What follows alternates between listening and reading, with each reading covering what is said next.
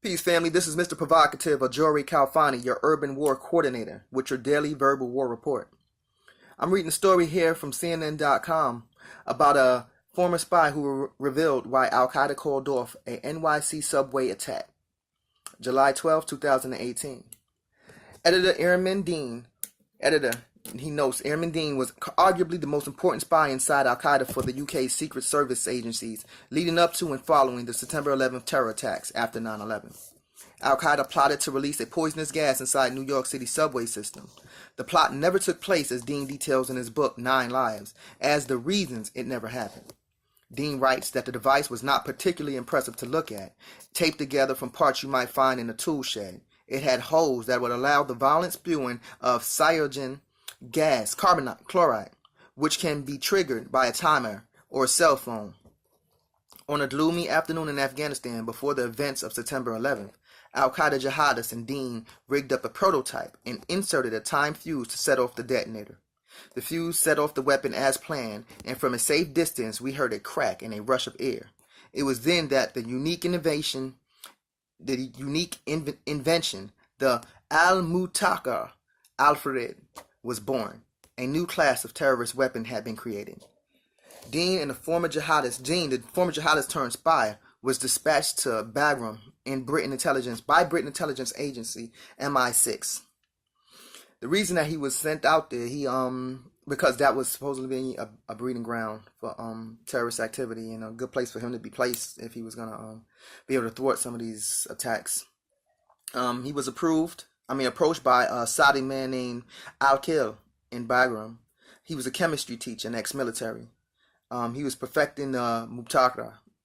Successfully, he had a successful test, and he also wanted to decide which one they were going to use. They were trying to choose between cyanogen chloride or hydrogen chloride for the attack. He had 4 brothers who was in Morocco, 4 Saudi brothers in Morocco who was ready to be dispatched. They already had 10-year visas, and apparently he thwarted they thwarted the attack. But it was the story that MI6 did report to American agencies directly up to the president that this terrorist attack was going to take place. And Bush even was stated as saying this is a bad weapon, it's something that's gonna, it's demon. So my issue is this, that if you look at it, it had a sarin gas attack in 1995 Tokyo by a religious cult named Sariko, which was released in the subways. You can find that article online. Recently, I was wondering, because we did have a period of time where we were getting tested in New York. I'm from Brooklyn. We were getting tested in New York. NYP conducted a test in NYC Subway systems on April 24th, 2013. They wanted to study how airborne toxins would flow through the city. Similar tests would be conducted in May 2016, and they probably conducting one coming up sometime this year or next year. I'm positive. It's something that they would probably definitely stay on top of, make sure that they understand how the flow of gas moves through the subway system. My issue is this, though. There are hate groups now. This is not the climate for us to be so trustworthy of these agencies who are conducting these tests. In 2006, it was a bulletin released about hate groups infiltrating the military and law enforcement by the FBI. They retracted a lot of the information now, but that information still can be found. That they say, yes, hate groups have infiltrated a lot of the branches of not just the military and law enforcement, but possibly in the government, as we can see that now, obviously now, especially with the election of Mr. 45.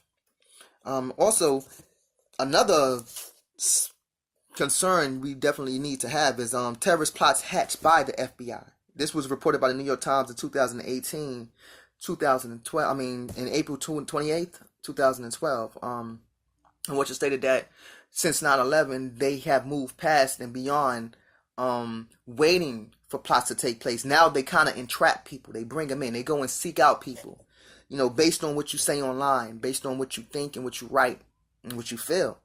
You can be approached by one of these agents or to lure you in to entrapping yourself, putting yourself in a situation where you can be arrested for a long period of time and charged with terrorism, or attempted terrorism. So these are things we need to be watching out for, especially my brothers and sisters, because we are in a period right now where we're being pushed to not act but to react, because of the attacks, the daily attacks, whether it's in the news media, whether it's in we're constantly being bombarded with negativity, and our reality is way different than most people's realities. We don't live in the same reality as the Asians. Our reality is completely different. Our history is completely different. And we need to acknowledge that. So, with the things you say and how you feel, you have a right to feel them. You don't have to apologize to nobody for feeling the way you feel and saying the things you say. We are supposed to be angry. We are being attacked for simply being us. But if you look deeper, you understand why. My conscious sisters and brothers, y'all understand already why we're being attacked and who's doing the attack and why they're attacking. Because they don't have no other options. That's inherent. Whereas we try our best to just try to survive and live, but those times are coming to an end as well, because some things have to change. But I'm just trying to say to my brothers and sisters, y'all be very careful with what you're saying online. Be very careful about who you invite in your circles, because not everybody is true, and sometimes just because they look like us don't make them us. We all know the rules. You got to be very careful about how you engage with people out here, and just be safe. But you can find more on this story on CNN.com. It's called The Former Spy Who Reveals Why Al-Qaeda Called Off the NYC Subway Attacks. And again, my concern is that, we have already been told that the FBI has done a report, and yes, they have been infiltrated by multiple hate groups, white supremacists who believe they're race soldiers and race warriors. And that most of these terrorist plots, if you look it up, you look even deeper, are orchestrated. And even I can't think, it's still in the morning, but they're being orchestrated and even, set up by these agencies. So now you have FBI agents who have the ability, or you have these agencies, or you have these trained officers who have access to information, and politicians and social media. And if they believe they really are in the race war, they're going to come at us like that, and now they have the power, to entrap you, pull you in, collect information on you, and then use you against your brothers and sisters.